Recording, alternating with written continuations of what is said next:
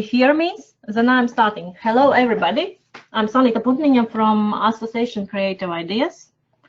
And today is 18th March, year 2019, and we are having the first webinar within Erasmus Plus program, Key Action 2, Strategic Partnership for Adult Education Project, Cultural Heritage Entrepreneurs, with acronym CHEER. So at once I want to say thank you very much to all participants who have planned their time and attend this webinar. We appreciate your participation a lot. Before I give the floor to Alice, Association Creative Ideas project expert and researcher within CHEER project, to lead the first intellectual output methodology and tool for the identification of competencies of unemployed people, I will say some words about CHEER project itself as introductory words. The CHEER project started on 1st October 2018 and will last 24 months, ending on 13th of September 2020. The idea of the CHEER project is to help preserve cultural heritage by fostering social enterprises with focus on local cultural practices and heritage. The CHEER project aim is promoting social entrepreneurship in Europe through supporting and guiding long-term unemployed people to start their own social business in the field of cultural heritage. The partners who are working within this CHEER project are six different partners from 5 countries. The lead partner from Germany, Zentrum für Interkulturelle Bildung und Arbeit from Arenburg, Germany. 2 organizations from Greece, IDEC from Piraeus, and the folklore company of Varnava in the municipality of Marathon.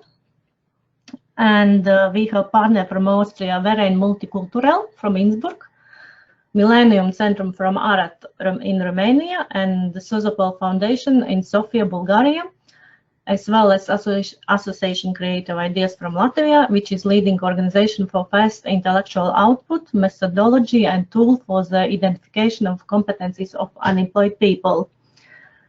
So the project has been designed so that each partner contributes its experience, competence, best practices, expertise, and working together to ensure the best quality possible to develop entrepreneurial skills amongst long-time unemployed people.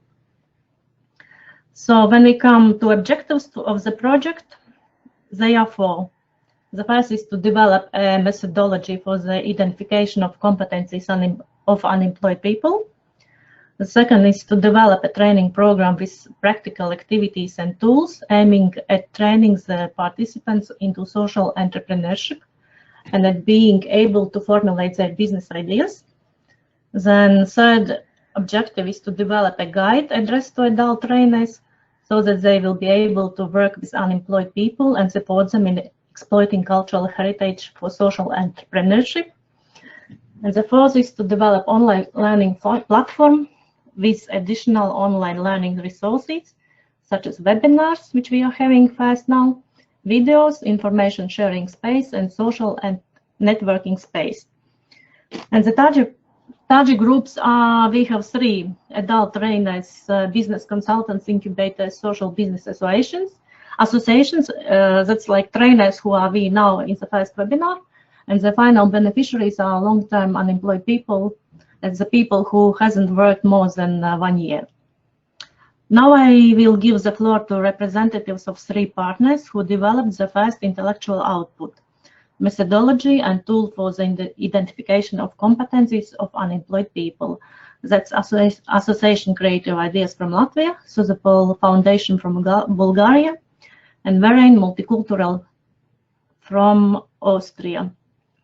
And thank you very much once again to all participants who have planned their time and attend this seminar. So Alice, now I give you the floor. Thank you, Sonika, and thank you for introducing project to those participants who perhaps have not participated in our meetings before. So I will give a short introduction of this first intellectual output of our project, which is called Methodology and Tool for the Identification of Competences. So according to the project, the objectives of this producing this intellectual output are to identify the competences of unemployed people who want to participate in this program that we are going to offer for starting social entrepreneurship, and also to contribute to self-awareness and provide motivation to our clients, unemployed people. So the main result of this intellectual output will be a booklet in an electronic form with the following contents. Methodology for the identification of competences, which was produced by us, creative ideas. So this is an introduction for, basically this is what I'm showing you now, the framework of the intellectual output. Then Sozopol Foundation have produced interview grid for semi-structured interviews and also instructions for the interviewers. Then Verein Multiculturel has produced competence profile, which will be presented today in the next presentation.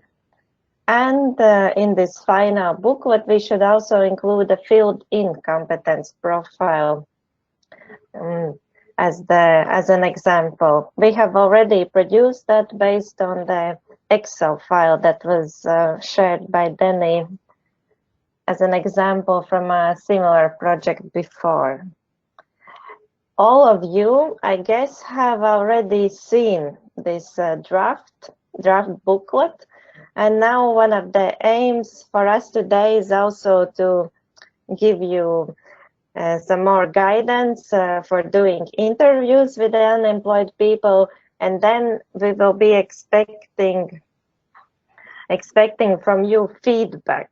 As you can see on the slide I just put on the screen, currently we all are doing small pilot testing of this methodology by doing interviews in each country with 5 unemployed people. And in each case of this pilot, the person conducting the interview and the unemployed people interviewed are filling in evaluation questionnaires.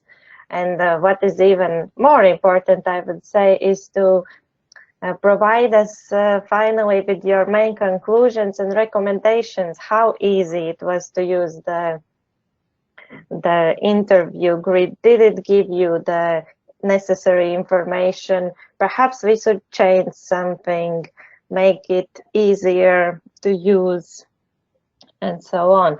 At the end of this webinar, we will also share, we have done a few interviews already and we have some conclusions. So that would be my presentation. Unfortunately, the Bulgarian partners were not able to participate today. So I don't know, perhaps what is your opinion? Should we take a look at the interview? I have it in a Word document, or it's not necessary because you have already seen it? Some ideas from the audience. I think we should present a bit here, Alisa, because this webinar maybe will go to online platform later on. Okay, I will put it on the screen then.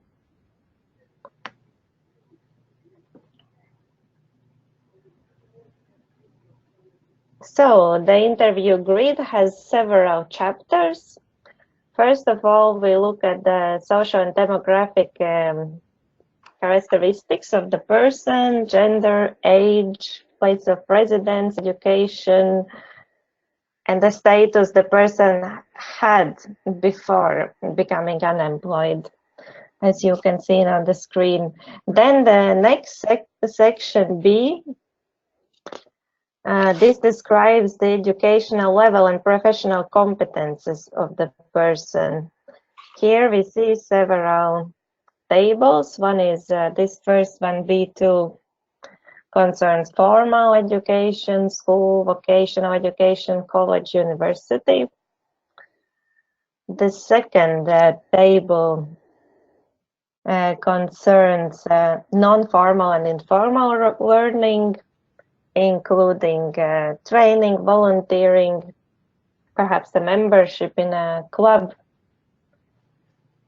Then the third table here concerns skills and competences that a person has acquired through work experience, including also part-time work, temporary work, internships, and similar duties undertaken before. And then later, we ask people also about the skills and competences they have acquired through hobbies, through their everyday life, here B6. Then we have more open questions about the wishes and dreams of the person regarding professional activity, about the obstacles that has hindered realization of these wishes and dreams. Then in the section C, we ask questions about computer literacy. Here you can see 2 simple questions. And finally, the section D focuses more on self-employment and entrepreneurship. So the person is asked if he or she has been self-employed before and how did it go. Then we also look at several fields in which a person could start entrepreneurship, ask for their opinion.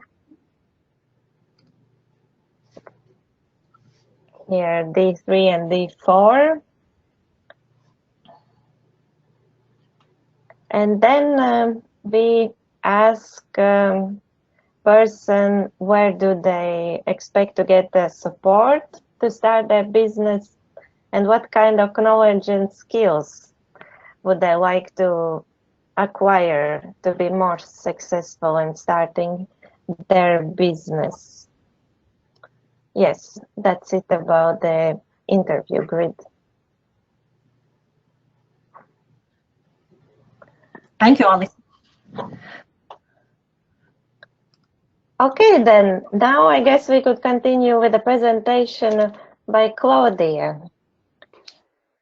Okay, thank you very much that we can be part today on this webinar. My name is Claudia and I am an educational and vocational counselor in our organization.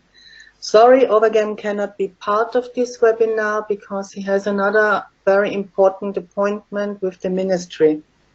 I want to explain the competence profile. I think you all got the profile which we sent out in February, and the personal competence profile is developed for interviewees, giving an overview of their competences, particular strengths, and showing what they are doing best, what they do well, and where they might be space for improvement.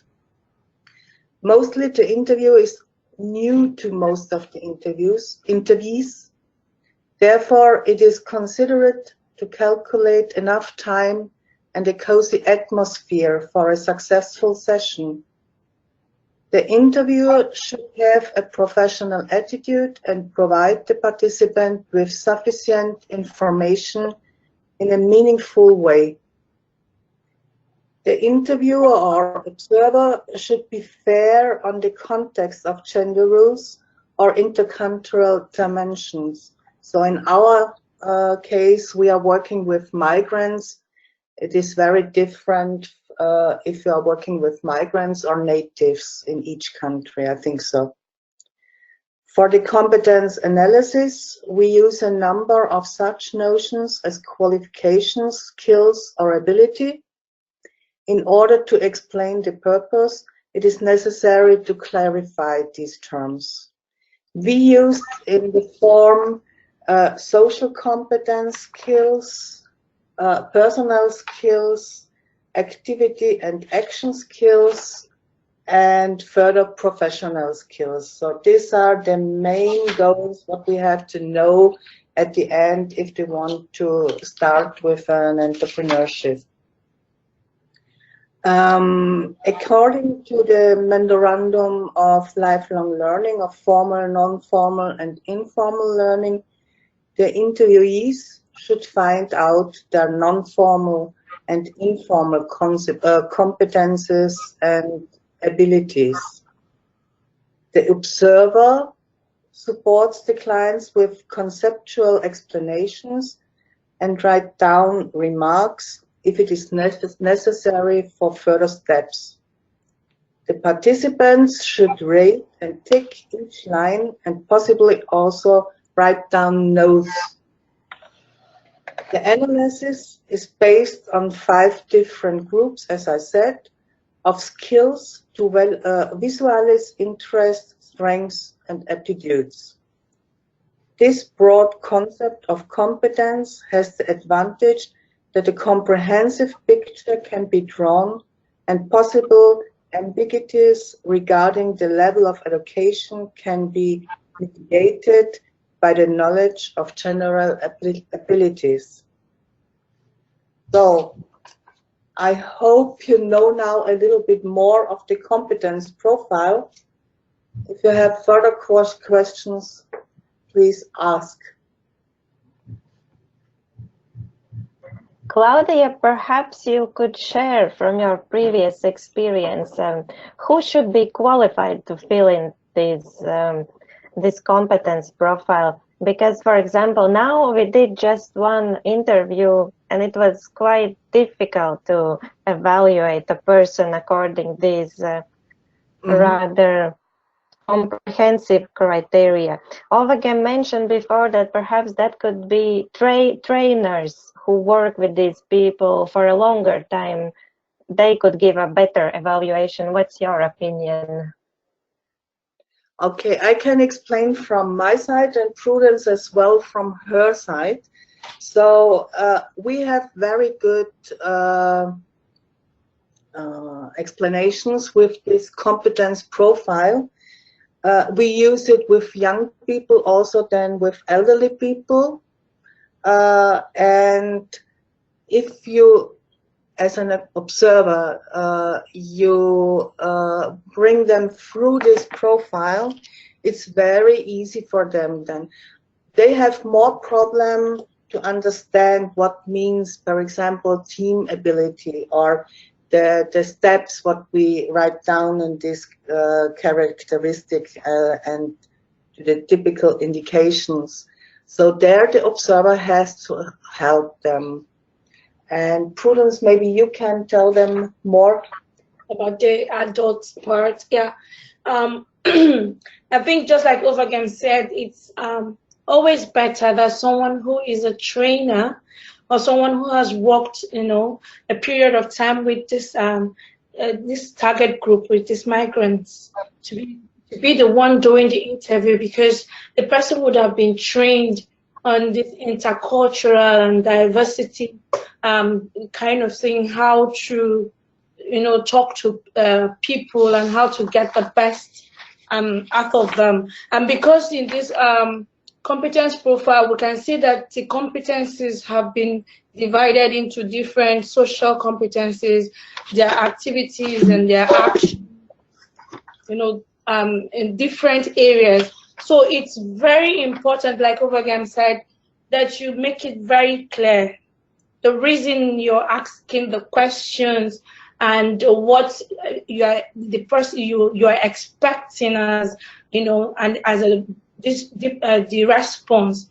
Clarity is very important. If you as an interviewer is able to clarify the interviewee the reason for a question, I think it helps the person to know what is expected of them, and it helps them also to open up the environment that the interview is taking place and all that. It's also, it also helps as well.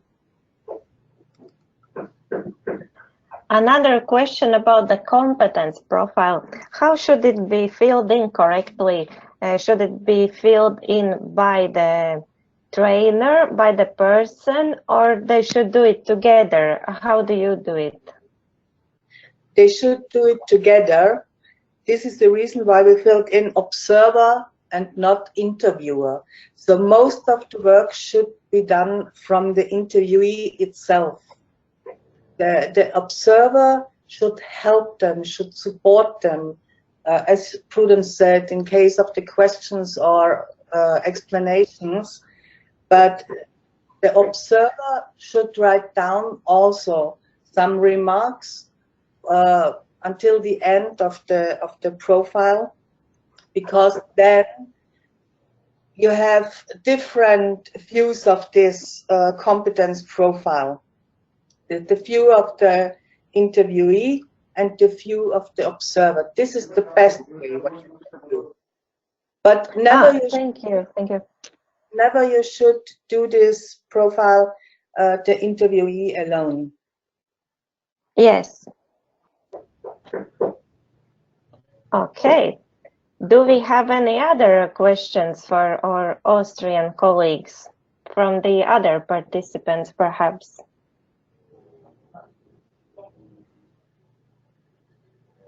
Sanita? Any questions? No? No. I suppose many partners have not yet started trying these tools. That's why we don't have many questions, but this will be very useful for everyone to continue our work. Now I would like to ask everyone, have you already tried to use the interview grid? Because we have done a few interviews already. Any feedback from partners? I'm sorry, I don't know if there are interviews. I didn't ask Overgam, sorry, I didn't know this question. No problem, this just came up now. Perhaps we can share, Sanit. I know you have some comments from people, and I also have some. I will tell at the end. So I did one interview, and it took. We planned that it will take 2.5 hours, but it took actually 5 hours to fill it out. A lot of time takes to fill out about education, and I think this part maybe is not even relevant to get the competencies and skills for the person, but it took very much time to fill this education background tables. And what the unemployed person wants to get to know is just more information about social entrepreneurship, and this concrete person don't want to do any business because she has health problems. So, and she didn't tell me any further feedback about support measures she would need. But she would like to know more about, not more about, but from this interview, it wasn't so that her self-confidence was and motivation was raised up. That's what I felt, and she was not very sure that really all the competencies she found out through the interview. That it could be more, I don't know, more the question should be more provoking or thinking more, but it didn't turn out for her that she got to know more new competencies about which she didn't know. That's the way I want to say. Yes, so we encourage every one of you, when you do interviews, look really critically at the interview grid, because we have all the opportunities to improve it. Also, my opinion is that some questions are too detailed, and I perhaps ask information which is not that relevant for this project. Also, what Inet, our colleague, did 2 interviews, and one problem we had that people did not feel free to provide much personal information, for example, to write down employers. But I actually think that to know the name of employer is not really relevant here. it's important that the person would write what kind of skills or competences she or he has. Yeah, those That's B2, B3, and B4 sections took a lot of time, but there is not so much useful information for the person and for the development, for the project aim we getting out. So we'll be waiting also for your comments, and in case we will all agree to this, we can make it more simple, the first part of the interview, where we wrote these formal, informal, informally acquired competences. Any comments from the audience? Danny, perhaps? This could be very invasive. Sorry, please excuse me. On the A5B1 question, from my experience working with especially the migrants, this question might be too invasive when you ask someone, do you have a professional specialization?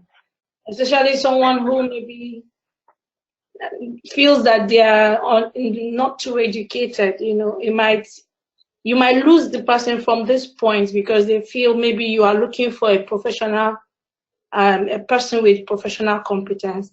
Maybe we can rephrase the question to be a little more mild. You can ask what qualification, what specializations do you have, or something like that, instead of being so direct with, do you have a professional specialization? Thank you. That's a very good comment, because in the project we wrote that the interview will generally be very open to encourage a conversation, but now it's quite perhaps maybe also even too structured. Yes. So yes. We agree, and we will note this down and try to improve on that point. Exactly. Dear colleagues, any other comments? Has anyone done any interviews so far, or not yet? You were waiting for this seminar and then you will start the work.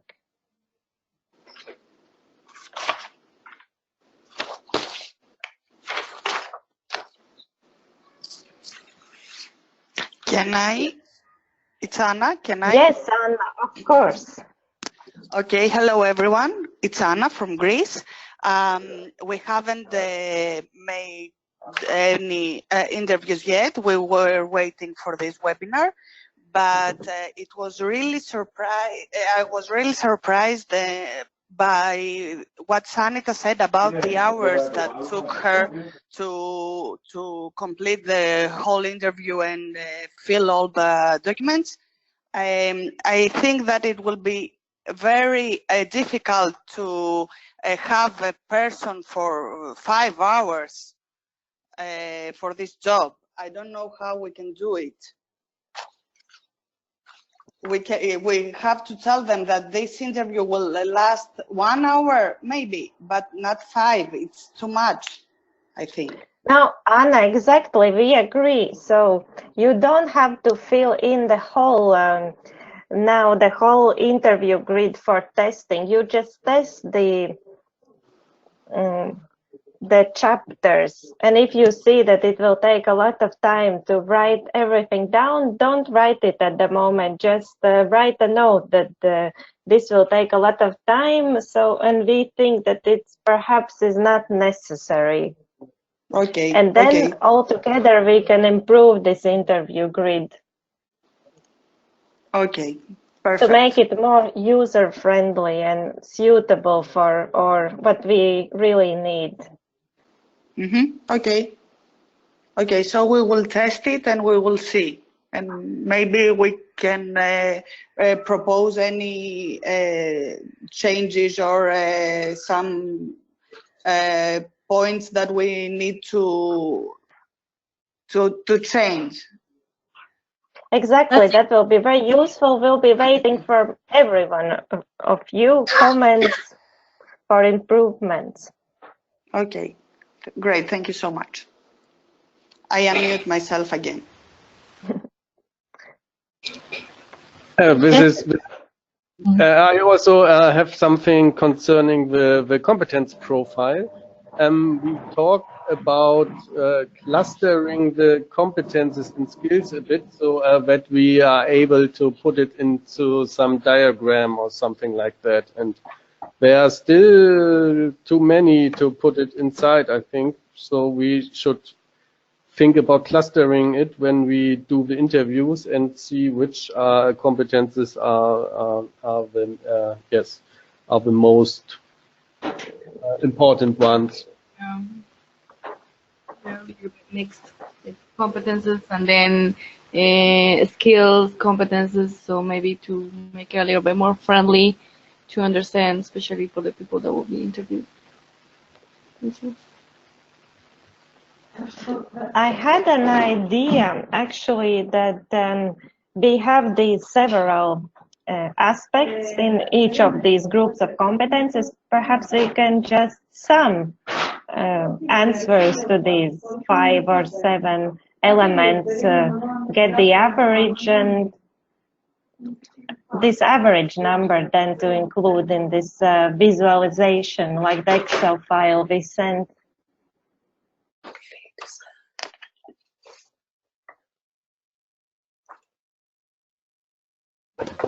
Yes, I think this is a good idea, and yes, we can try it and see what comes out when we do it. And then we should talk about it again, I think. Yeah, good idea.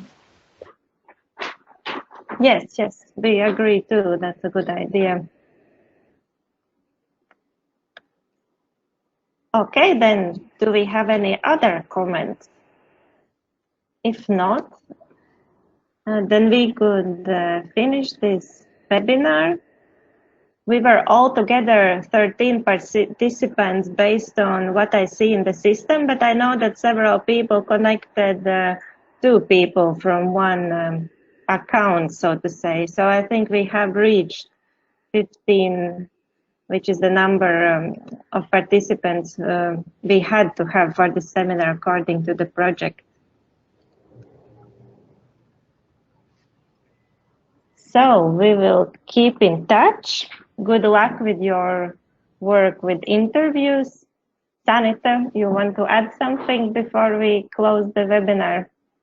Yes, thank you very much to all who participated, and your feedback will be very useful. That's why we are doing this testing, and I tried to make this one interview fully, and it really took 5 hours. So I will not do it with another person fully because it's a waste of the time, really. So we have to be really critical on each question what we are asking. We have a proof, yeah.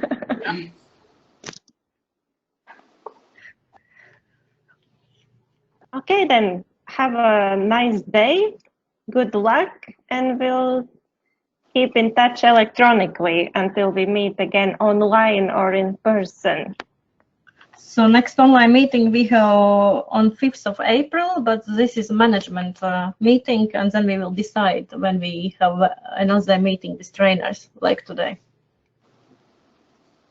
Otherwise, Okay. let's meet then in Austria in May. In May. Yes. Thank you very much to everybody, and have a nice week. Have a nice week too. Bye. Bye, everyone. Thank you. Bye. Bye. Bye. Thank you. Have a great day. Thank you.